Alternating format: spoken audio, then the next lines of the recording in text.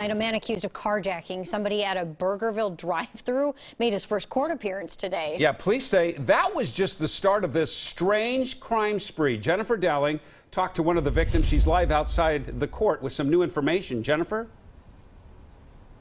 Yeah, it was a scary situation for that driver. He was at the drive-thru at Burgerville, had his window down because it was a nice day, getting ready to order when he said a man approached him and used that as an opportunity to threaten him and ultimately steal his truck. He was definitely psychotic. Greg Nibbler pulled into the Burgerville drive-thru Tuesday for a quick lunch break. He says that's when Robin Bay came up to his open window, threatening him with a bottle. He yells, "Buy me a burger," and is swinging and, getting ready to act like he's going to throw the bottle down on me. Greg yelled at him to get away. He says Robin went to the back of his truck and opened the topper door. I'm seeing him in the rear view throwing out my tarp, my camping cooler, and just dumping it on the ground. I can't go forward because there's nowhere to go. And at that point, I just got kind of mad, and I hopped out.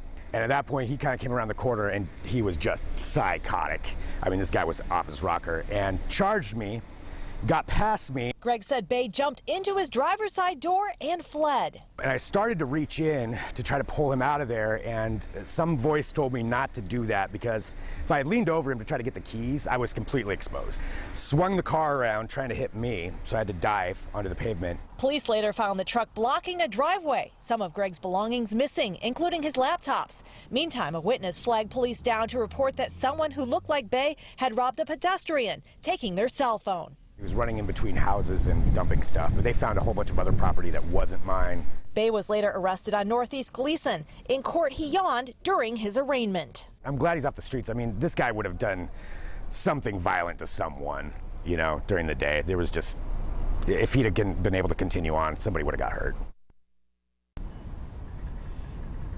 And in court today, Bay's defense attorney attempted to explain to him the seriousness of the charges, which include felonies, and his response to his attorney today was, quote, "Whatever."